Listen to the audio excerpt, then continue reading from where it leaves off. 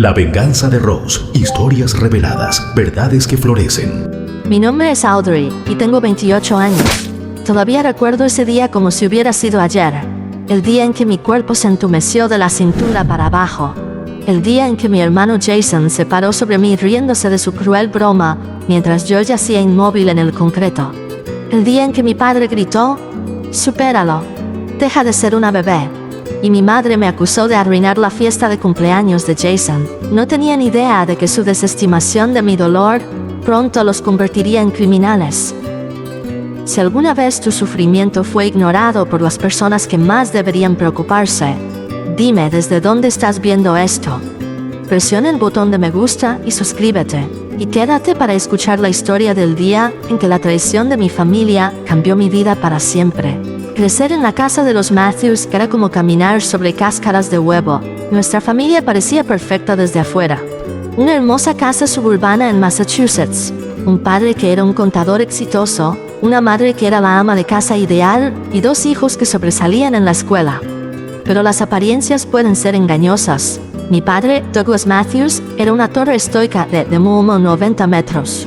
Un hombre que creía que mostrar emociones era una señal de debilidad. Había sido criado por un padre militar que le enseñó que el dolor no era más que la debilidad saliendo del cuerpo. Desafortunadamente transmitió esas creencias tóxicas a sus hijos, especialmente a su primogénito Jason. Audrey, necesitas endurecerte, fue el mantra de mi padre durante toda mi infancia. Ya fuera que me enfrentara a una rodilla raspada, un corazón roto o una enfermedad legítima, su respuesta siempre era la misma: minimizar, descartar, seguir adelante. Mi madre, Eleanor, no era mucho mejor. Aunque a veces mostraba destellos de afecto, su lealtad principal siempre fue hacia mi padre y hacia Jason. Era una mujer nerviosa que parecía vivir perpetuamente con miedo de alterar el frágil equilibrio de nuestro hogar. Si reconocer mi dolor significaba perturbar ese equilibrio, ella optaba por la negación cada vez. Tu hermano nunca se quejaría de algo así, decía, trazando comparaciones desfavorables que dolían más que cualquier herida física. Luego estaba Jason, mi hermano mayor por 3 años, ahora de 31. Había pasado toda su vida como el hijo dorado, el hijo que nunca podía equivocarse a los ojos de mis padres. Atlético, carismático y manipulador, Jason aprendió temprano que podía salirse con la suya en todo, siempre que mantuviera su fachada de perfección frente a mis padres. Todavía recuerdo cuando yo tenía 7 y Jason 10. Me había empujado de mi bicicleta, provocando que me rompiera la muñeca. Cuando lloré frente a mis padres, Jason afirmó que yo me había caído sola porque era torpe. Ellos le creyeron sin cuestionar nada.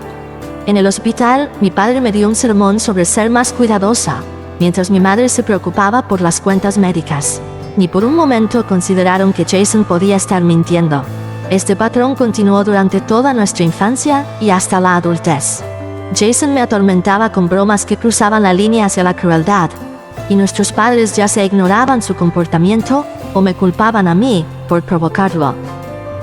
Cuando tenía 12, Jason me encerró en el sótano durante horas en medio de una tormenta eléctrica, sabiendo que yo tenía un pavor terrible a la oscuridad. Cuando finalmente logré escapar y enfrenté a nuestros padres, me acusaron de inventar historias para llamar la atención. A los 16, Jason saboteó mi proyecto de ciencias la noche antes de entregarlo, lo que me hizo reprobar la asignación.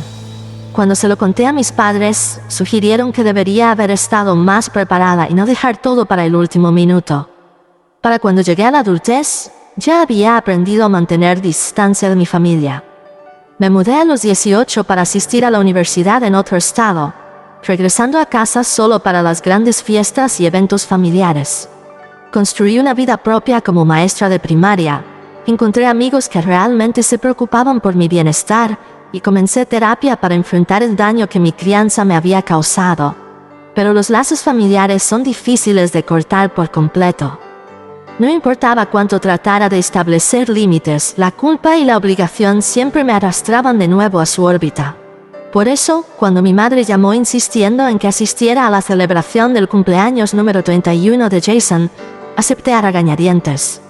Habían pasado 6 meses desde que los había visto, y parte de mí esperaba que el tiempo y la distancia hubieran mejorado nuestra relación. Significaría mucho para tu hermano que vinieras, dijo mi madre, aunque yo dudaba que a Jason le importara en lo más mínimo mi presencia. Vamos a hacer una barbacoa en el patio trasero y tu padre está montando la nueva plataforma de la piscina. Todos estarán allí. Por todos, se refería a los amigos de Jason, la mayoría tan insoportables y engreídos como él. La idea de pasar una tarde con ellos me revolvía el estómago, pero ya se me habían acabado las excusas. Está bien, iré, acepté, ya arrepintiéndome de mi decisión. Maravilloso, y por favor vístete bien. ¿Sabes lo importantes que son las apariencias para tu padre? Ese comentario dolió, como estaba destinado a hacerlo. Mi madre sabía que recientemente había adoptado un estilo más casual, dejando de lado la ropa preppy que mis padres aprobaban por ropa que realmente me hacía sentir cómoda. Era un pequeño acto de rebelión, pero en la casa de los Matthews incluso la más mínima desviación de sus expectativas se trataba como una grave transgresión. Cuando colgué el teléfono, traté de prepararme mentalmente para lo que vendría. Iría a la fiesta, charlaría un par de horas, me daría a Jason una tarjeta de cumpleaños genérica con algo de dinero dentro, y me marcharía tan pronto como fuera socialmente aceptable.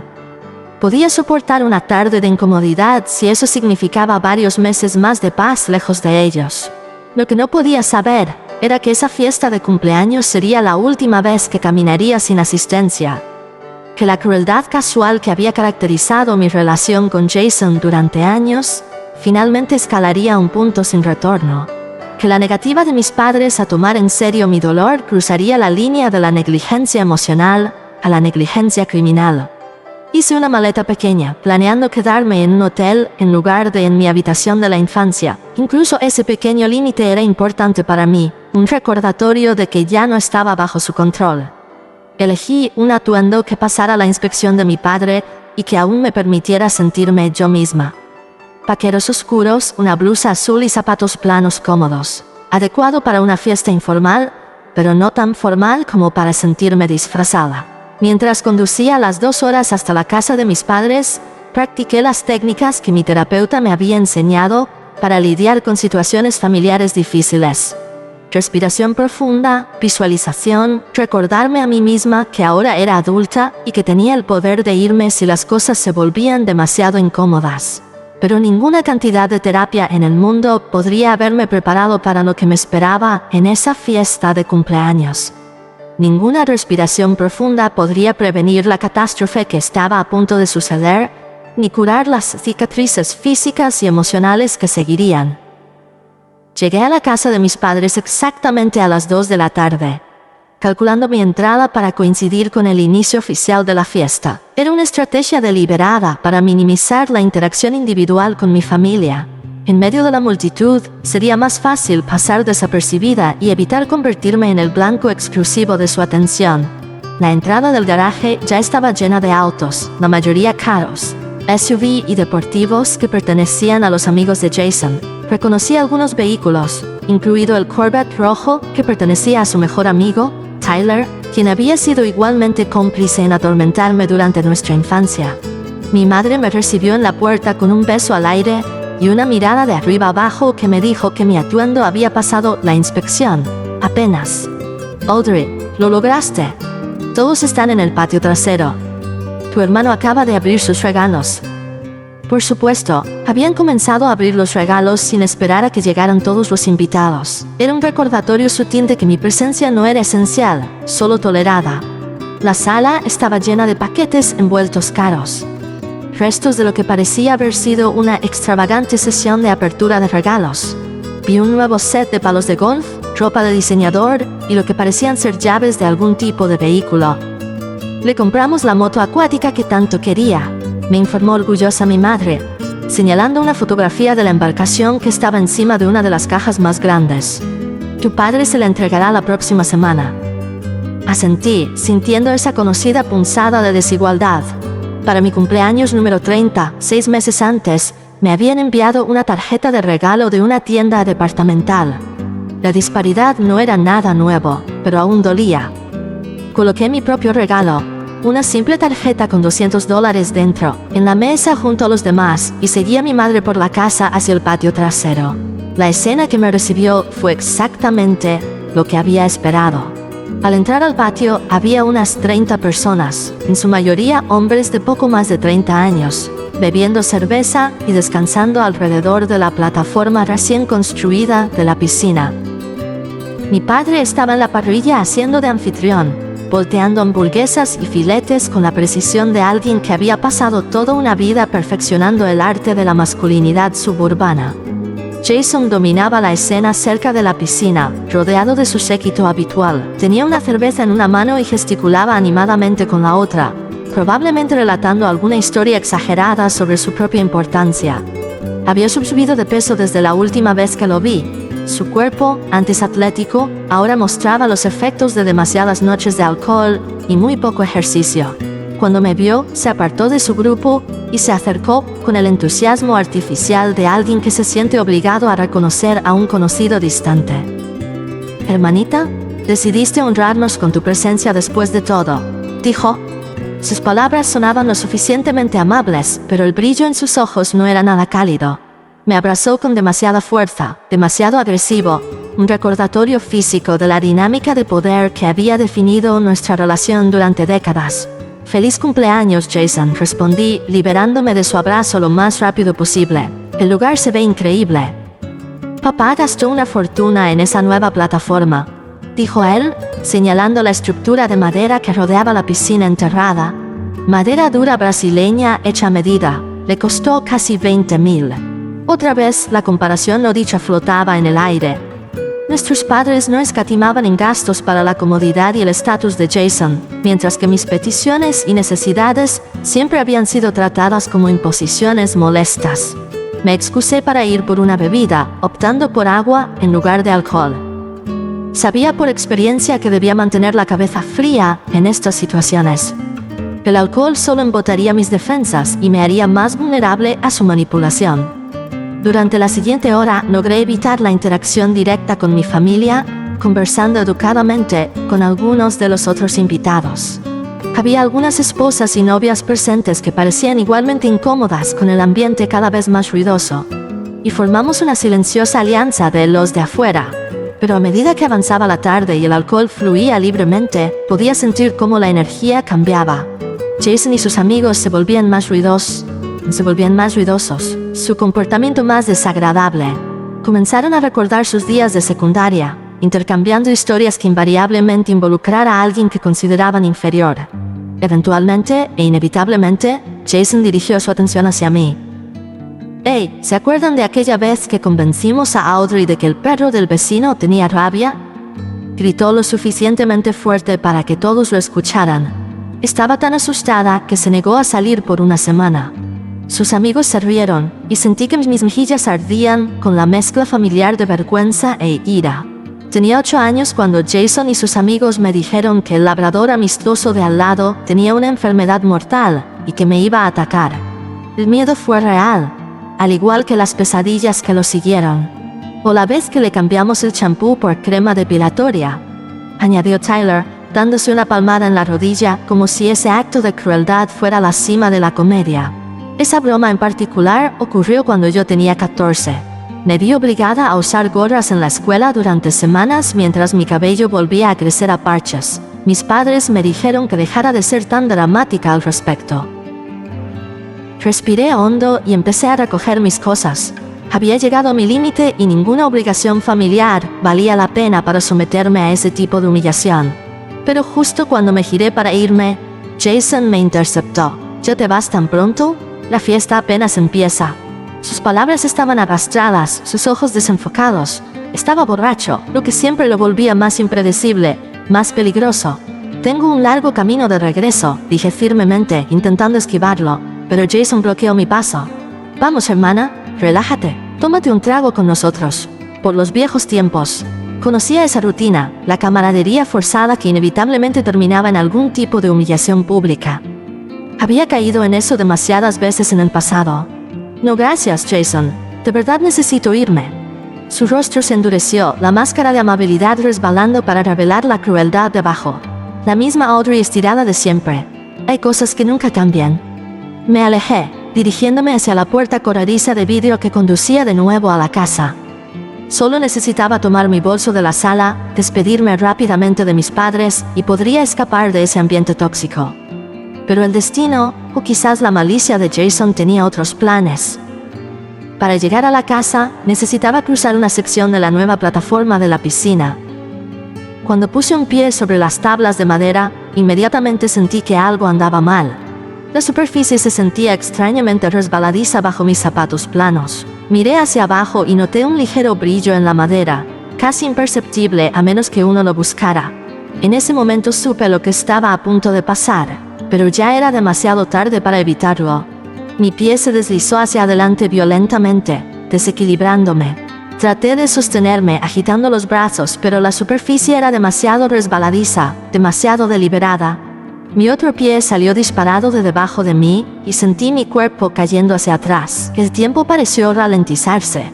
Podía ver a Jason y a sus amigos observando, sus expresiones una mezcla de anticipación y diversión cruel. Podía ver a mi padre girando desde la parrilla, a mi madre deteniendo su conversación con otro invitado. Y luego vino el impacto, no contra la plataforma de madera como esperaba, sino contra el borde de concreto de la piscina. Mi zona lumbar y mi cabeza golpearon simultáneamente, un doble impacto que envió un dolor punzante por mi columna y explotó como fuegos artificiales detrás de mis ojos. Escuché a alguien gritar, y solo más tarde me daría cuenta de que el sonido había salido de mí. El mundo se inclinaba y giraba, los colores se mezclaban mientras mi visión iba y venía. Cuando las cosas finalmente se estabilizaron, estaba tendida de espaldas, mirando hacia el cielo azul despejado. El dolor en mi cabeza era insoportable. Pero lo que más me aterraba era lo que no sentía, nada de la cintura para abajo. ¡Ayuda! Jadeé, mi voz apenas audible incluso para mis propios oídos. Por favor, ayúdenme. No puedo sentir mis piernas. El primer rostro que apareció en mi campo de visión fue el de Jason. Estaba inclinado sobre mí y, para mi horror, estaba sonriendo. Bonita caída de teatro, hermana, muy dramática, dijo, y luego se giró hacia sus amigos. Siempre fue una chica de teatro. Intenté moverme para incorporarme, pero mi cuerpo no cooperaba. Mis brazos respondían, pero cuando intenté mover mis piernas no hubo nada. Ninguna respuesta, ninguna sensación, solo un vacío aterrador donde debería estar la mitad inferior de mi cuerpo. Lo digo en serio, dije, mi voz ahora más fuerte, teñida de pánico. Algo anda mal. No puedo mover las piernas. Creo que golpeé mi espalda contra el concreto. Jason puso los ojos en blanco, aún convencido de que esto era algún tipo de actuación de mi parte. Vamos, levántate. Estás haciendo el ridículo. No puedo levantarme. Ahora lloraba, con lágrimas de dolor y miedo corriendo por mi rostro. Por favor, llamen a una ambulancia. Creo que estoy realmente herida. Para ese momento ya se había formado una pequeña multitud a mi alrededor. Podía ver la curiosidad y la incomodidad en sus rostros, pero nadie se movía para ayudarme. Estaban siguiendo las señales de Jason, asumiendo que esto era solo otro drama familiar para su entretenimiento. Mi padre apartó a los curiosos, su rostro con una máscara de irritación. ¿Qué está pasando aquí, Audrey? ¿Por qué estás en el suelo? Papá, soy José, sintiendo alivio al verlo. Me resbalé y caí. Golpeé mi espalda en el borde de la piscina. No puedo sentir mis piernas.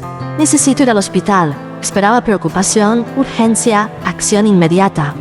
Pero lo que recibí en su lugar fue una risa despectiva. Por el amor de Dios, Audrey, la plataforma está perfectamente segura. La acabo de mandar a instalar por profesionales. Hizo un gesto impaciente. Supéralo. Deja de ser una bebé. Estás armando un espectáculo en la fiesta de tu hermano. Las palabras me golpearon como un golpe físico. Incluso ahora, incluso cuando literalmente no podía moverme, mi dolor estaba siendo ignorado, mi experiencia invalidada. Douglas, quizá deberíamos ayudarla a levantarse, sugirió mi madre, apareciendo a su lado. Pero su preocupación no era por mi bienestar. La gente está mirando. No puedo levantarme, repetí, mi voz subiendo de tono con desesperación. Necesito una ambulancia. Por favor. Mamá. Papá, se los ruego. Algo anda muy mal. Mi madre se arrodilló a mi lado, bajando la voz hasta un susurro enojado. Audrey Matthews, ya basta. Siempre has estado celosa de la atención que recibe tu hermano, pero esto es demasiado. Estás arruinando su fiesta de cumpleaños con esta actuación. No podía creer lo que estaba escuchando. El dolor en mi espalda se intensificaba, irradiando en oleadas que me dificultaban concentrarme. Mi cabeza latía donde había golpeado el concreto, y empezaba a sentir náuseas. Creo que voy a vomitar, gemí, girando la cabeza a un lado. Probablemente esté borracha, escuché a Jason decirle a alguien. La típica Audrey no puede manejar el alcohol. No había bebido ni una sola gota en todo el día, pero los hechos nunca importaron en la narrativa que mi familia construía sobre mí. El sol me daba de lleno en la cara y eso empeoraba las náuseas. Sudaba profusamente y una extraña sensación de hormigueo había comenzado en la punta de mis dedos. Sabía que eran malas señales, posiblemente indicios de shock o de hemorragia interna. «Por favor», susurré, ya sin energía para gritar. «Necesito ayuda». Mi padre se había alejado, regresando a la parrilla como si nada estuviera pasando. Mi madre daba excusas a los invitados, diciéndoles que siempre había sido propensa a episodios y que debían seguir disfrutando de la fiesta. Jason ya había perdido todo interés, regresando a su grupo de amigos, que ahora discutían en voz alta planes para usar la nueva moto acuática el próximo fin de semana. Yo estaba sola, inmóvil, con dolor, rodeada de personas que elegían ignorar mi sufrimiento. La traición dolía más que cualquier dolor físico. Entonces, en medio de mi conciencia desvanecida, escuché una nueva voz, firme, autoritaria, femenina. «Disculpen, soy enfermera. Déjenme pasar, por favor». La multitud se abrió y una mujer que no reconocí se arrodilló a mi lado. Tenía ojos amables y manos firmes que inmediatamente se dirigieron a mi muñeca, tomándome el pulso. «Hola, soy Rachel. Trabajo en la sala de emergencias del Massachusetts General. ¿Puedes decirme tu nombre?» «Audrey», logré decir entre dientes castañeteando. Ya estaba helada a pesar del calor del verano. «Muy bien, Audrey. Necesito que permanezcas muy quieta. ¿Puedes contarme qué pasó?» Expliqué sobre la caída, el golpe contra el borde de la piscina y la pérdida inmediata de sensación en mis piernas. La expresión de Rachel se mantuvo neutral, pero pude ver la preocupación en sus ojos. Se inclinó más cerca y habló en voz baja. «Voy a revisar algunas cosas, pero no quiero que te muevas en absoluto, ¿de acuerdo?» Me presionó suavemente en distintos puntos de las piernas, preguntando si sentía la presión. No podía. Me pidió que moviera los dedos de los pies. Nada ocurrió. «Voy a llamar a una ambulancia», anunció, sacando su teléfono. «No necesita una ambulancia», protestó mi madre, apareciendo de nuevo. «Solo necesita levantarse y dejar de armar tanto alboroto». Rachel la miró con firmeza. «Señora, su hija presenta signos consistentes con una lesión en la médula espinal. Moverla podría causar un daño permanente. Necesita atención médica de emergencia inmediatamente». Por primera vez, un destello de verdadera preocupación cruzó el rostro de mi madre. «¿Lesión en la médula espinal? Eso es imposible. Solo se resbaló». «Las caídas son una de las causas más comunes de lesiones medulares», respondió Rachel, ya marcando al 9 Sound. «Y por lo que puedo ver, golpeó con bastante fuerza el borde de concreto». Mientras Rachel hablaba con el operador de emergencias, describiendo mi estado y ubicación, vi a mi padre acercarse. Su expresión había pasado de irritación a aprensión. «¿Qué es todo esto de una ambulancia?», exigió. Rachel, aún al teléfono, levantó una mano para hacerlo callar. Tras dar la información necesaria al operador, se giró hacia él.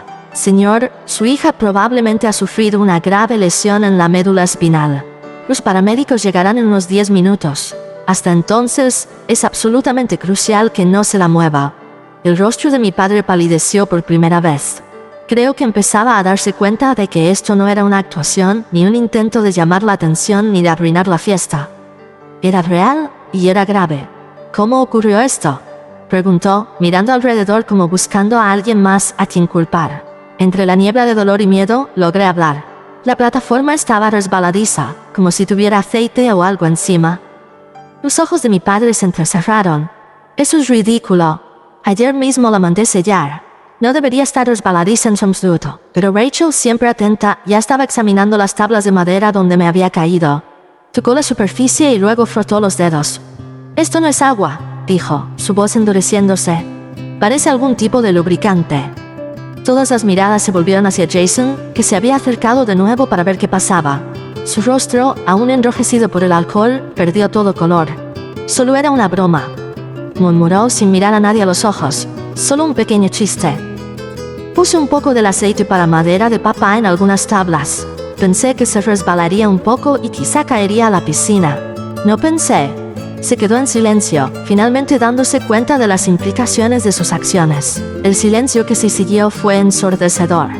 En ese momento, mientras yacía inmóvil en el suelo, vi la verdad de mi familia reflejada en sus rostros. La crueldad casual que había definido nuestras relaciones, la ceguera voluntaria al daño que causaban, la protección automática de Jason a toda costa. Pero esta vez habría consecuencias que no podrían ignorar. A lo lejos comencé a escuchar las sirenas acercándose. Las sirenas se acercaban cada vez más, rompiendo el silencio atónito que había caído sobre el patio. Rachel permanecía a mi lado, controlando mi estado y manteniendo a todos a distancia. Trata de mantener la calma, me dijo en voz baja. La ayuda ya casi está aquí. Concéntrate solo en tu respiración. Yo lo intentaba, pero el pánico seguía amenazando con abrumarme. El entumecimiento en la parte inferior de mi cuerpo era aterrador, un vacío donde debería haber sensación. Cada respiración enviaba nuevas oleadas de dolor por mi espalda y mi cabeza, y las náuseas se intensificaban. Los invitados comenzaron a dispersarse, alejándose de la escena del accidente, murmurando entre ellos. Algunos ya se iban, sin querer involucrarse en lo que estaba ocurriendo. Otros observaban a la distancia, con expresiones mezcla de curiosidad morbosa e incomodidad. Mi madre rondaba cerca, su anterior desdén reemplazado por una energía nerviosa. Se arreglaba la ropa, se tocaba el cabello, pequeños gestos que traicionaban su ansiedad sobre cómo se vería esto ante los demás. ¿De verdad crees que esto es necesario?, le preguntó a Rachel. Quizá podríamos llevarla nosotros mismos a una clínica de urgencias. La respuesta de Rachel fue firme. Absolutamente no. Necesita inmovilización y transporte adecuados. Cualquier movimiento indebido podría empeorar una lesión medular. Mi padre había ido al frente de la casa para esperar a los paramédicos, mientras Jason permanecía inmóvil a varios metros de distancia. La realidad de lo que había hecho comenzaba por fin a hundirse en él. Los paramédicos llegaron con notable rapidez, 2 mujeres y un hombre en uniforme empujando una camilla por la entrada trasera hasta el patio. Rachel les informó inmediatamente sobre mi estado y las circunstancias de mi caída. La paramédica principal, una mujer llamada Sarah según su placa, se arrodilló a mi lado. «Hola Audrey, soy Sarah, vamos a cuidarte bien. ¿Puedes decirme dónde te duele más?» «En la zona lumbar», logré decir, «y en la cabeza, pero no siento nada de la cintura para abajo». Sarah asintió con una expresión profesional pero amable. «Vamos a colocarte un collarín cervical para estabilizar tu cuello y luego te giraremos cuidadosamente sobre una tabla rígida. Es importante que no intentes ayudarnos a moverte, ¿de acuerdo? Mantente lo más quieta posible». Mientras trabajaban, Sarah hacía preguntas sobre la caída, cómo ocurrió y si había perdido la conciencia. Rachel completó los detalles sobre mis signos vitales y la evaluación inicial que había realizado. Entonces Sarah hizo una pregunta que lo cambió todo. ¿La superficie donde caíste era resbaladiza de forma natural o había algo que provocó el deslizamiento? Antes de que pudiera responder, Rachel intervino. Parece que había algún tipo de aceite o lubricante en las tablas de la plataforma. Creo que fue colocado allí deliberadamente. Sarah se detuvo en su trabajo y levantó la mirada bruscamente. ¿Deliberadamente? ¿Puede explicar eso? Su hermano admitió haber puesto aceite para madera en las tablas como una broma, respondió Rachel con voz serena pero con una corriente de enojo contenida. Tenía la intención de que ella se resbalara. Sarah y los otros paramédicos intercambiaron miradas. Luego Sarah se volvió hacia Jason, que estaba con las manos en los bolsillos mirando al suelo. «Señor, ¿eso es cierto? ¿Usted creó intencionalmente un peligro de resbalón que causó esta lesión?» Jason se removió incómodo. «Solo se suponía que era una broma. No pensé que se haría daño así». La expresión de Sarah se endureció. Se volvió hacia su colega. «Mike, ¿puedes revisar la superficie de la plataforma y documentar lo que encuentres, por favor?» Mike asintió y fue a examinar el área donde me había caído, tomando fotos con una cámara pequeña y recogiendo una muestra de la sustancia en la madera. Mientras tanto, los paramédicos continuaban trabajando metódicamente para inmovilizarme. Colocaron un collar rígido alrededor de mi cuello y luego se posicionaron cuidadosamente para girarme en bloque sobre la tabla espinal. «A mi señal», instruyó Sarah. 1, 2, 3. Me movieron con una precisión practicada, pero, a pesar de sus cuidados, el movimiento envió un nuevo torrente de agonía por todo mi cuerpo. Grité, incapaz de contener el sonido. Sé que duele, dijo Sara con simpatía. Te daremos algo para el dolor en cuanto estés asegurada. Una vez que me sujetaron a la tabla, me trasladaron a la camilla y comenzaron a conectar equipos de monitoreo. Sara colocó una mascarilla de oxígeno sobre mi rostro e insertó una vía intravenosa en mi brazo. Tu presión arterial está bastante baja, observó, frunciendo el ceño al mirar el monitor, y tu ritmo cardíaco está elevado. Necesitamos llevarte al hospital de inmediato. Mi madre por fin pareció captar la gravedad de la situación. ¿Va a estar bien?, preguntó con voz débil. Sara no ofreció falsas garantías. Presenta signos consistentes con una lesión medular significativa. Cuanto antes lleguemos a un centro de trauma, mejores serán sus probabilidades de recuperación. Mientras se preparaban para trasladarme a la ambulancia, Mike regresó tras inspeccionar la plataforma. Habló en voz baja con Sara, mostrándole algo en la pantalla de su cámara. Su expresión se volvió aún más seria. Con base en lo que estoy viendo aquí y las circunstancias descritas, voy a solicitar la presencia de la policía, anunció. ¿La policía?, exclamó mi padre, volviendo del frente de la casa. Seguramente eso no es necesario. Fue solo un desafortunado accidente. Sara lo miró directamente. Señor, crear deliberadamente una condición peligrosa que resulta en una lesión grave no es simplemente un accidente. Además, entiendo que hubo una demora en buscar atención médica para su hija, a pesar de que reportó pérdida de sensibilidad, lo cual es una emergencia médica. El rostro de mi padre se sonrojó de furia. Un momento. No pueden venir a mi casa a hacer acusaciones de ese tipo. ¿Papá?, dije débilmente desde detrás de la mascarilla de oxígeno. Por favor, déjalos ayudarme. Por una vez, mi padre se quedó en silencio. Sara pidió apoyo policial por radio y luego volvió hacia mí. Vamos a trasladarte a la ambulancia ahora. El trayecto puede ser incómodo, pero haremos todo lo posible para mantenerte estable. Mientras me llevaban por la casa hacia la ambulancia que esperaba, eché un último vistazo a mi familia. Mi padre discutiendo con Mike, gesticulando con enojo. Mi madre, de pie, con los brazos cruzados sobre el pecho, luciendo perdida. Y Jason, aún clavado en el mismo lugar, observando cómo las consecuencias de su crueldad de toda la vida finalmente lo alcanzaban. Lo último que vi antes de que se cerraran las puertas de la ambulancia fue un coche patrulla entrando en la entrada, con las luces encendidas, pero la sirena apagada. En ese momento, a pesar del dolor y el miedo, sentí una extraña sensación de validación. Por primera vez en mi vida, alguien estaba tomando en serio mi sufrimiento. La ambulancia arrancó, llevándome hacia un futuro incierto, pero también lejos del ambiente tóxico que tanto daño me había causado. A medida que la medicación que me administraron empezó a hacer efecto, amortiguando lo peor de la agonía física, cerré los ojos y me entregué a la inconsciencia.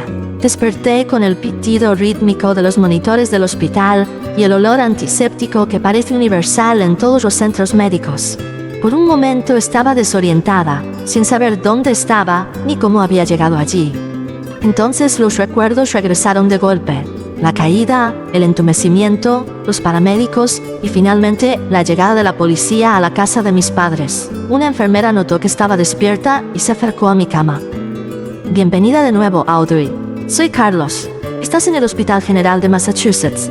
¿Recuerdas lo que pasó? Me caí, dije con voz áspera por el tubo de respiración que aparentemente ya me habían retirado en algún momento. En la fiesta de cumpleaños de mi hermano, no podía sentir mis piernas. Carlos asintió, haciendo una anotación en mi expediente. Así es. Has estado entrando y saliendo de la conciencia por unas 12 horas. El médico vendrá en breve a hablarte sobre tu condición. ¿Quieres un poco de agua?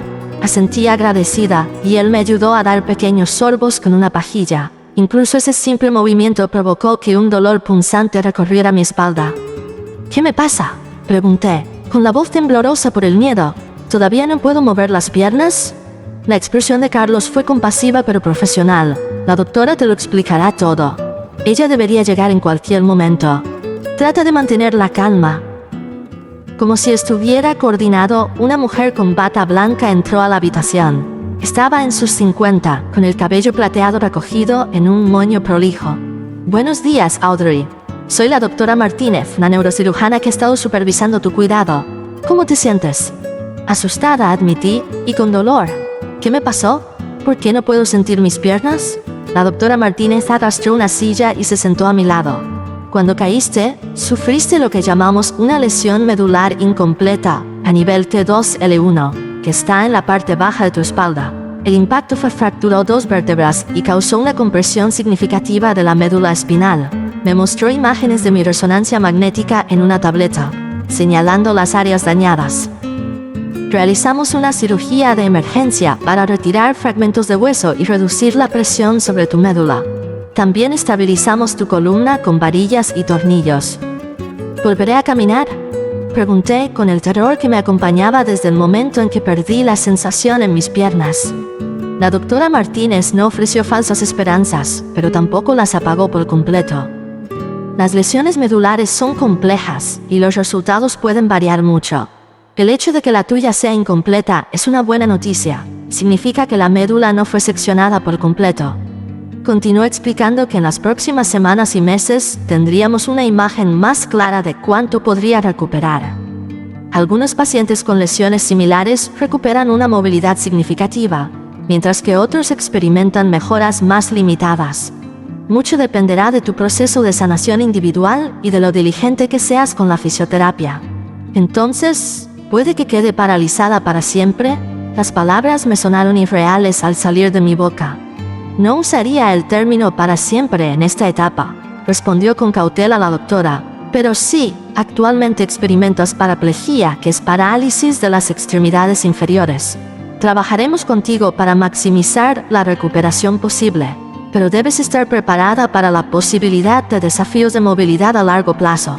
La noticia me golpeó como un mazazo. Había entrado a la fiesta de cumpleaños de mi hermano siendo una mujer sana de 28 años y ahora salía de ella con una discapacidad que cambiaría mi vida. Todo por una broma y porque mi familia se negó a tomar en serio mi dolor. Hay algo más que debemos discutir, agregó la doctora Martínez, cambiando ligeramente el tono. Las circunstancias de tu lesión han motivado una investigación. Hay 2 oficiales de policía esperando para hablar contigo cuando te sientas lista. Cerré los ojos por un instante, asimilando la información. Mi hermano puso aceite en la plataforma. No admitió. Quería que resbalara como una broma. La doctora Martínez asintió. Eso coincide con la información que recibimos de los paramédicos. Y también parece haber preocupación por la demora en que recibieras atención médica después de la caída. Mis padres no creyeron que realmente estaba herida, dije, sintiendo de nuevo el dolor familiar de su desdén. Me dijeron que lo superara, que dejara de ser dramática y que estaba arruinando la fiesta de Jason. Un destello de algo, quizá ira, cruzó por el rostro de la doctora, normalmente profesional. En casos de sospecha de lesión medular, la inmovilización inmediata y la atención médica son cruciales. Las demoras pueden empeorar significativamente el pronóstico. ¿Está diciendo que si hubieran llamado a la ambulancia enseguida, quizá no estaría paralizada? Las implicaciones eran casi insoportables. Es imposible afirmarlo con certeza, respondió con cuidado. Pero sí, en general, cuanto antes se trata una lesión medular, mejor es el pronóstico. Cada minuto cuenta. Sentí lágrimas correr por mis mejillas. La lesión ya era devastadora de por sí, pero saber que podría haber sido menos grave si mi familia simplemente me hubiera creído, era otra capa de traición para la que no estaba preparada. La doctora Martínez me dio un momento para procesar y luego preguntó: ¿te sientes con fuerzas para hablar con la policía ahora o prefieres descansar primero? Hablaré con ellas, decidí. Quiero que sepan lo que pasó. Ella asintió y salió a buscarlas. Carlos permaneció a mi lado, ajustando mi posición para que estuviera más cómoda y ofreciéndome pañuelos para mis lágrimas. Las oficiales de policía que entraron eran ambas mujeres, lo cual de alguna manera me hizo sentir más segura. Se presentaron como la detective Sullivan y la oficial Chen, explicando que estaban investigando las circunstancias de mi lesión. Entendemos que esto es difícil, dijo la detective Sullivan, pero necesitamos hacerte algunas preguntas sobre lo que ocurrió ayer.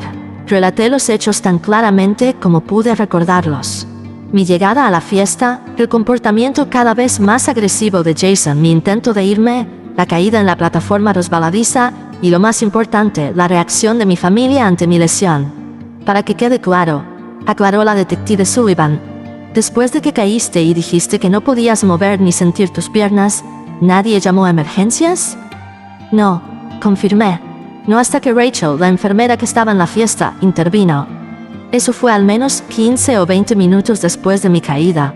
Mi padre me dijo que lo superara y mi madre me acusó de tratar de arruinar la fiesta de Jason. La oficial Chen, que tomaba notas, levantó la mirada. ¿Y su hermano admitió haber puesto aceite en la plataforma? Sí, dijo que se suponía que era una broma, que pensó que resbalaría y caería en la piscina. No pensó que golpearía el borde de concreto. Los oficiales intercambiaron miradas. Debemos informarte, dijo la detective Sullivan, que ya hemos tomado declaraciones de varios testigos en la escena, incluida la enfermera Rachel Cooper y los paramédicos que te trasladaron. También hemos recogido pruebas de la plataforma que confirmaron la presencia de aceite en el área donde caíste. Hizo una pausa antes de continuar. Tu hermano, Jason Matthews, fue detenido anoche acusado de imprudencia temeraria con resultado de lesiones corporales graves. Tus padres, Douglas y Eleanor Matthews, están siendo investigados por negligencia y por no brindar la asistencia médica necesaria. La noticia me dejó atónita. Por mucho que mi familia me hubiera hecho daño, nunca imaginé que enfrentarían cargos criminales. ¿Podrían ir a la cárcel?, pregunté en un susurro. Eso lo decidirá el fiscal del distrito y en última instancia los tribunales, respondió la detective Sullivan.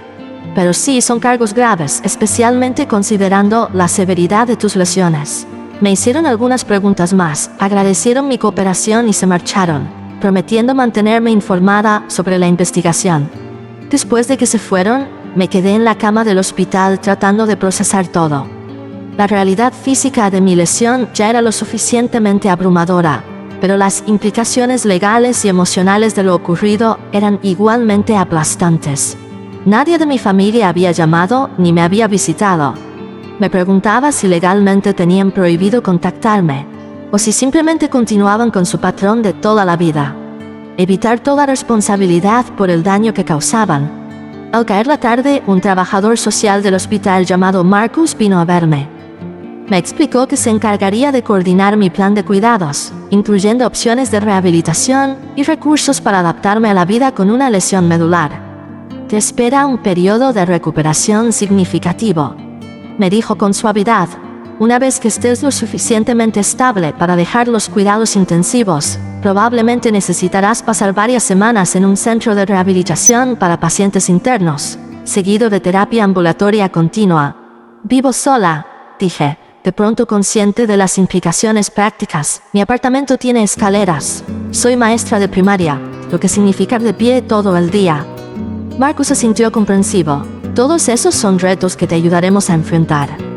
Hay recursos disponibles para modificaciones en el hogar, rehabilitación vocacional y beneficios por discapacidad. Sé que es mucho para asimilar ahora mismo, y lo era. En el lapso de 24 horas, cada aspecto de mi vida había cambiado por completo. Mi cuerpo, mi hogar, mi carrera, mis relaciones familiares, todo transformado de maneras que apenas empezaba a comprender. Esa noche, sola en la habitación del hospital, lloré por todo lo que había perdido y por todo lo que ahora se veía incierto en mi futuro. Pero debajo de la tristeza y el miedo, comenzó a brillar una pequeña chispa de determinación. Había sobrevivido al abuso emocional de mi familia durante toda mi vida. De alguna manera, también sobreviviría a esto. Y por primera vez, ellos enfrentarían consecuencias por sus acciones. Las semanas posteriores a mi lesión pasaron en una neblina de procedimientos médicos, control del dolor y los primeros pasos tentativos hacia la rehabilitación. Permanecí en el hospital durante 14 días, tiempo en el cual se aclaró más el alcance total de mi lesión. La doctora Martínez me explicó que aunque la cirugía había sido exitosa al estabilizar mi columna y aliviar la presión sobre la médula espinal, había daños significativos que tardarían tiempo en sanar, si es que sanaban. Tienes lo que llamamos una clasificación hacia C, me dijo en una de sus visitas diarias. Esto significa que conservas algo de función motora por debajo del nivel de la lesión, pero no es lo suficientemente fuerte como para ser funcional. También conservas algo de sensibilidad, lo cual es una señal positiva. Había empezado a recuperar cierta sensación en los muslos y un hormigueo ocasional en las piernas inferiores, lo cual el equipo médico consideraba alentador. Sin embargo, aún no tenía movimiento voluntario por debajo de las rodillas y apenas mínima fuerza en los músculos de la cadera y el muslo. Los aspectos físicos de la recuperación ya eran lo bastante desafiantes, pero los procesos legales añadían otra capa de complejidad a mi situación. 10 días después de mi lesión, recibí la visita de una mujer llamada Laura Jensen, que se presentó como fiscal adjunta. La investigación policial de tu caso se ha completado, me informó. Con base en las pruebas recogidas y las declaraciones de los testigos, hemos presentado cargos formales contra tu hermano y tus padres. Jason enfrentaba un cargo grave por imprudencia temeraria con resultado de lesiones corporales graves, lo que conllevaba una posible condena de hasta 10 años de prisión. Mis padres fueron acusados de negligencia criminal y de no proporcionar la asistencia médica necesaria, lo que podría resultar en hasta 5 años de cárcel si eran condenados. Por supuesto, esas son las penas máximas, explicó Laura. Las sentencias reales dependerán de muchos factores, incluyendo antecedentes penales, que ninguno de ellos tiene, y si aceptan responsabilidad al declararse culpables. También me informó que tenía derecho a presentar una demanda civil contra ellos por daños y perjuicios, independientemente del resultado del caso penal. Los gastos médicos de una lesión medular pueden alcanzar millones a lo largo de la vida, dijo, sin mencionar la pérdida de ingresos, el dolor y sufrimiento, las modificaciones del hogar, el equipo especializado y las necesidades de cuidado continuo. Era abrumador pensarlo. Parte de mí no quería tener nada más que ver con mi familia, solo cortar todos los lazos y concentrarme en mi recuperación. Pero la realidad práctica era que me enfrentaba a enormes desafíos financieros como resultado de sus acciones. Laura me puso en contacto con un abogado especializado en lesiones personales, llamado Michael Greenberg, experto en casos de lesiones medulares. Me visitó al día siguiente en el hospital y me explicó el proceso de presentar una demanda civil y lo que podía esperar razonablemente. Tu caso es sólido, me aseguró después de revisar los informes policiales y los registros médicos. La responsabilidad es clara, especialmente con la admisión de tu hermano de que creó deliberadamente la condición peligrosa. El seguro de hogar de tus padres probablemente cubrirá algunos daños, pero para la compensación total que mereces, tendremos que ir también contra sus bienes personales. La idea me incomodaba, a pesar de todo, seguían siendo mis padres. Pero como Michael me señaló con suavidad, mi nueva realidad incluiría facturas médicas extensas, posibles necesidades de cuidado de por vida y una capacidad de ingresos muy reducida. Esto no se trata de venganza, me dijo. Se trata de asegurarnos de que tengas los recursos necesarios para vivir la vida más plena e independiente posible. Acepté que presentara la demanda, una decisión que se sintió tanto necesaria como desgarradora. Mientras tanto, mi recuperación física continuaba. Después de 2 semanas en cuidados agudos, fui trasladada a un centro especializado en rehabilitación de lesiones medulares. La instalación era moderna y bien equipada, con un equipo de fisioterapeutas, terapeutas ocupacionales, psicólogos y enfermeras de rehabilitación, todos enfocados en ayudar a pacientes como yo a adaptarse a la vida después de una lesión en la médula espinal. Mi fisioterapeuta principal era un hombre llamado David, que combinaba un optimismo inquebrantable con un realismo pragmático. Nuestro objetivo es maximizar cualquier retorno de función que experimentes, me explicó en nuestra primera sesión. Pero igual de importante es aprender a ser lo más independiente posible con la función que tienes ahora. Los días en el centro de rehabilitación seguían una rutina exigente. Las mañanas comenzaban con 2 horas de fisioterapia, enfocadas en fortalecer los músculos que aún funcionaban y aprender técnicas de transferencia para moverme de la cama a la silla de ruedas y viceversa. Las tardes incluían terapia ocupacional, donde aprendía técnicas adaptativas para actividades de la vida diaria, desde vestirme hasta cocinar desde una posición sentada. También había sesiones grupales donde conocía a otras personas con lesiones medulares en diferentes etapas de recuperación. Algunos habían sufrido la lesión años atrás y regresaban periódicamente para ajustes en su terapia. Otros eran recién lesionados, como yo, aún adaptándose al cambio radical en sus vidas. Una de esas pacientes era una mujer llamada Tara, que había sufrido una lesión similar, en un accidente de coche 2 años antes. Usaba una combinación de aparatos ortopédicos en las piernas y muletas de antebrazo para caminar distancias cortas, aunque dependía de una silla de ruedas para su movilidad diaria. Se hace más fácil, me dijo una tarde durante la cena de pacientes. No necesariamente lo físico, aunque eso también mejora con el tiempo. Me refiero a la adaptación emocional. Ahora mismo todo en tu vida está definido por tu lesión. Eventualmente se convierte en solo un aspecto de quién eres, no en toda tu identidad. Sus palabras me dieron esperanza en los momentos más oscuros, cuando el futuro parecía imposible. Había días en que progresaba. Lograba ponerme de pie entre las barras paralelas con el apoyo de aparatos ortopédicos, o sentía nuevos destellos de sensibilidad en los pies. También había retrocesos, infecciones que retrasaban la terapia, momentos de desesperación cuando la magnitud de lo perdido me abrumaba.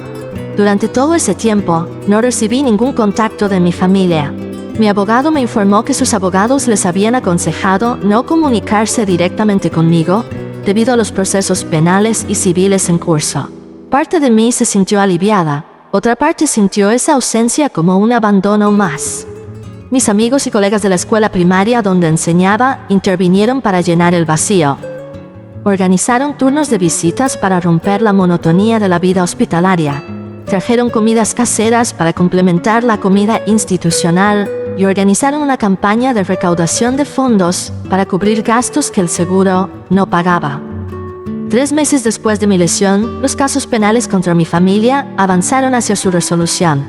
Jason aceptó un acuerdo de culpabilidad, admitiendo imprudencia temeraria, a cambio de una sentencia de 5 años, 2 en prisión y 3 en libertad condicional. Mis padres también aceptaron acuerdos, recibiendo 2 años de libertad condicional y 400 horas de servicio comunitario cada uno, junto con consejería obligatoria. El caso civil tardó más en resolverse. Michael, mi abogado, tomó declaración a cada miembro de mi familia, recopilando sus testimonios bajo juramento sobre los eventos que llevaron a mi lesión. El proceso fue agotador pero necesario, obligándolos a reconocer bajo juramento la realidad de lo que habían hecho. 6 meses después de presentar la demanda, llegamos a un acuerdo. El seguro de hogar de mis padres pagó su límite máximo de responsabilidad, $1 millón. Además, mis padres acordaron vender su casa y liquidar una parte significativa de sus ahorros de jubilación para crear un fondo fiduciario adicional de $2 millones para mis necesidades de atención continua. Era una suma considerable, suficiente para cubrir mis gastos médicos inmediatos, modificar mi apartamento para hacerlo accesible y proporcionar un colchón financiero mientras averiguaba cómo sería mi futuro profesional. Pero ninguna cantidad de dinero podría devolverme lo que había perdido, tanto física como emocionalmente. 8 meses después de mi lesión, había logrado lo que mi equipo médico consideraba un progreso notable. Había recuperado algo de función en los músculos de las piernas, lo suficiente como para, con aparatos ortopédicos especializados y un andador, dar pasos cortos y trabajosos. No era caminar de verdad, no el movimiento fácil e inconsciente que antes daba por sentado, pero era más de lo que muchos con lesiones similares lograban. Fui dada de alta de la rehabilitación hospitalaria y continué con terapia ambulatoria 3 veces por semana. Regresé a mi apartamento, que había sido modificado con rampas, puertas más anchas y un baño accesible. Una cuidadora a tiempo parcial me ayudaba con las tareas que aún no podía manejar de manera independiente. También comencé el proceso de reinventar mi vida profesional. Aunque volver al aula como maestra no parecía factible, el distrito escolar me ofreció un puesto como especialista en currículo, un rol que podía desempeñar en gran medida desde casa, con visitas ocasionales a las escuelas. Durante este periodo de recuperación física y de ajustes prácticos, también me dedicaba a otro tipo de sanación, trabajar con una terapeuta llamada Claire, especializada en trauma y dinámicas familiares. Lo que te pasó no fue solo una lesión física, señaló Claire en una de nuestras sesiones. Fue la culminación de toda una vida de abuso emocional y negligencia. La parálisis en tus piernas es visible, pero hay otras heridas invisibles que también necesitan sanarse. Con su guía, empecé a procesar no solo el trauma de la lesión en sí, sino también los patrones más profundos de disfunción familiar que la habían hecho posible. La constante invalidación de mis experiencias, la dinámica del hijo dorado y el chivo expiatorio entre Jason y yo, la manera en que mis padres siempre priorizaron las apariencias sobre mi bienestar. Tu familia te falló en lo más fundamental, dijo Claire. Tenían un solo deber, protegerte y cuidarte. En cambio, te hicieron daño y luego se negaron a reconocerlo. Aceptar esa verdad fue doloroso, pero en última instancia liberador. Me permitió ver que mi lesión, por devastadora que fuera, también me había liberado del sistema familiar tóxico que me había causado tanto sufrimiento a lo largo de mi vida. ¿Crees que alguna vez te reconciliarás con ellos?, me preguntó Claire en una sesión. Lo pensé con cuidado. No lo sé. Parte de mí cree que no hay vuelta atrás después de esto. Otra parte se pregunta si estas consecuencias legales finalmente los obligarán a enfrentar la realidad de su comportamiento. De cualquier manera, respondió ella, tu sanación no depende de su reconocimiento ni de que cambien. Es algo que haces por ti misma. Y poco a poco, con esfuerzo, eso fue lo que empecé a hacer. Sanar no solo mi cuerpo, sino también mi sentido de identidad, mi comprensión de lo que debería ser una familia y de qué relaciones merecían mi vida. Al acercarse el primer aniversario de mi lesión, recibí una carta inesperada. Era de Jason, escrita desde la prisión. El sobre permaneció sin abrir sobre mi mesa de cocina durante 3 días, antes de que encontrara el valor de leerla. Dentro había una larga disculpa escrita a mano. La primera genuina que había recibido de mi hermano. Escribía sobre la terapia que estaba recibiendo en la cárcel, cómo finalmente estaba enfrentando a la persona que había sido y el daño que había causado. No ofrecía excusas por su comportamiento y no pedía nada a cambio, ni siquiera perdón. Entenderé si nunca quieres volver a saber de mí, escribió al final. No te culparía, pero quería que supieras que lo siento de verdad por el dolor que te he causado, no solo aquel día, sino a lo largo de toda nuestra vida. Merecías mucho más. La carta me dejó con sentimientos encontrados. Parecía sincera, pero no estaba lista para dejar entrar a Jason de nuevo en mi vida, si es que alguna vez lo estaría. Aún así, había un cierto cierre en que finalmente alguien que había estado allí reconociera mi experiencia. Mis padres nunca se comunicaron directamente, aunque supe por conocidos lejanos que se habían mudado a Florida, empezando de nuevo en una casa más pequeña, con lo que quedaba de sus bienes después del acuerdo legal. En cuanto a mí, estaba construyendo una nueva vida. Diferente de lo que había planeado, ciertamente más desafiante en muchos aspectos, pero también llena de nuevos significados y conexiones. Los amigos que estuvieron a mi lado durante mi hospitalización se convirtieron en mi familia elegida. La comunidad de defensa de personas con lesiones medulares a la que me uní me dio un sentido de propósito y pertenencia que nunca había experimentado con mi familia biológica. Y en algún momento, descubrí una resiliencia dentro de mí que no sabía que existía. Una capacidad no solo de sobrevivir al trauma, sino de encontrar significado e incluso crecimiento en sus secuelas. Habían pasado 2 años desde aquel fatídico día en la fiesta de cumpleaños de mi hermano. 2 años desde que una cruel broma y la indiferencia despiadada de mi familia cambiaron el rumbo de mi vida para siempre. 2 años de cirugías, rehabilitación, adaptación y un profundo trabajo emocional. Mi vida actual apenas se parecía a la que tenía antes. Ahora vivía en un apartamento diferente, en una planta baja, en un edificio con accesibilidad total. Conducía un coche con controles manuales. Trabajaba en su mayoría desde casa, aunque visitaba escuelas varias veces al mes para capacitar a maestros en el currículo que había ayudado a desarrollar. Físicamente, había logrado lo que mis médicos consideraban un progreso notable.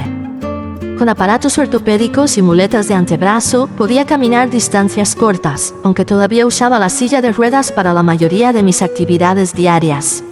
Había recuperado sensación en aproximadamente el 60% de la parte inferior de mi cuerpo, aunque de manera alterada, a veces como pinchazos de agujas o hipersensibilidad en lugar de una sensación normal. Había días buenos y días malos. Días en los que me movía con relativa facilidad y casi olvidaba mis limitaciones. Y días en los que los espasmos de dolor o complicaciones como infecciones urinarias me recordaban bruscamente todo lo que había cambiado. Pero la sanación más significativa no fue física. Fue el viaje interior, de víctima a sobreviviente. de alguien definida por lo que le habían hecho a alguien que ahora moldeaba activamente su propia historia. 6 meses atrás me involucré con un grupo local de defensa para sobrevivientes de lesiones medulares, sirviendo como mentora de pares para pacientes recién lesionados. 2 veces por semana visitaba el mismo centro de rehabilitación, donde yo misma pasé meses reaprendiendo habilidades básicas de vida. Me sentaba con personas que estaban donde yo estuve hace 2 años, consumidos por la tristeza y el miedo, inseguros de si la vida podría volver a ser buena algún día. No se hace más fácil, les decía, repitiendo lo que Tara me dijo una vez, pero uno se hace más fuerte y encuentra nuevas formas de definir lo que importa. A través de este trabajo conocí a Thomas, un fisioterapeuta especializado en lesiones neurológicas. Nuestra relación profesional fue evolucionando gradualmente hacia una amistad y más recientemente en un romance incipiente. Él me ve por quien soy, no definida por mi discapacidad, pero tampoco ignorándola. Con él estoy aprendiendo lo que significa un amor sano, construido sobre una base de respeto mutuo y cuidado genuino. En cuanto a mi familia, ese capítulo sigue siendo complicado.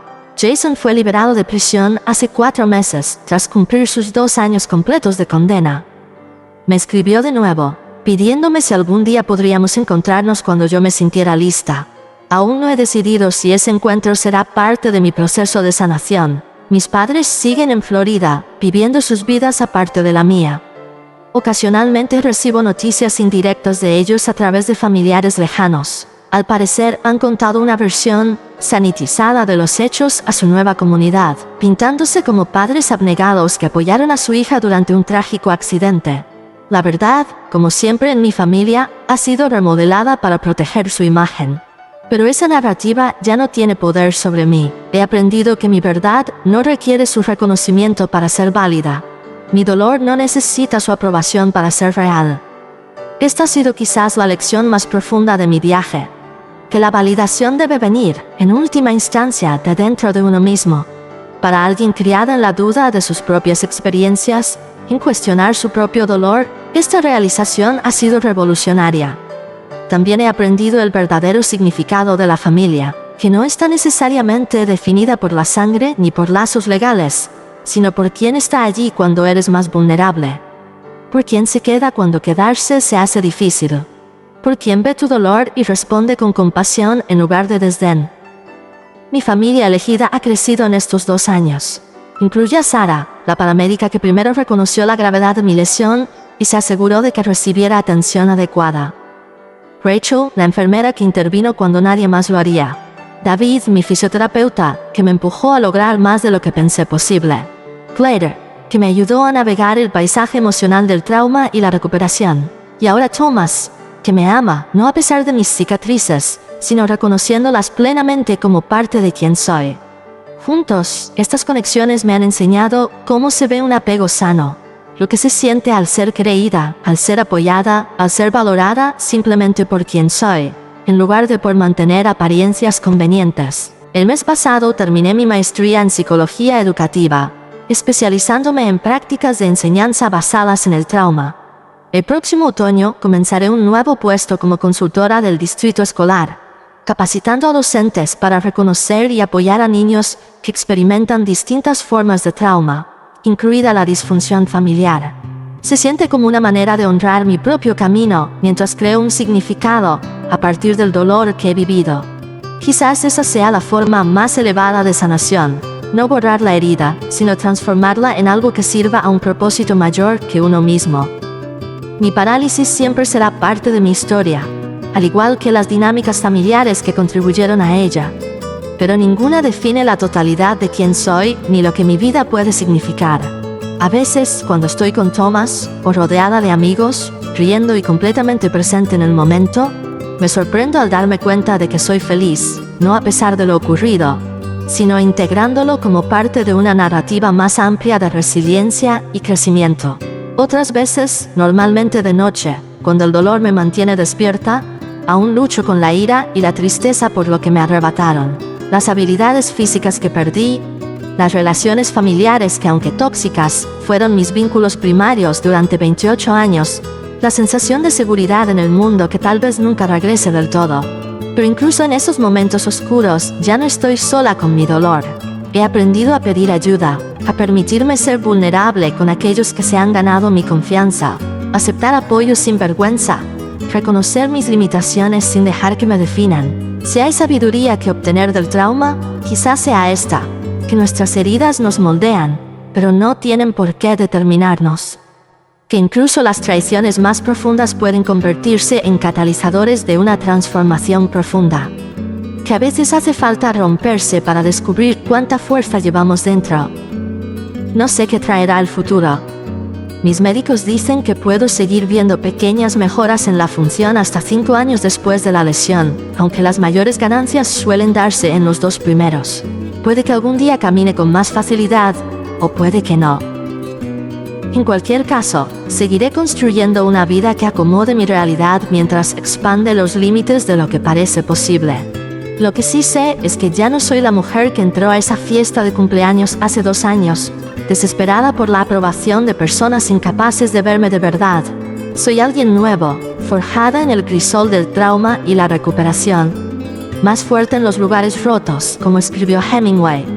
Más auténtica, más compasiva, más consciente tanto de mi vulnerabilidad como de mi poder.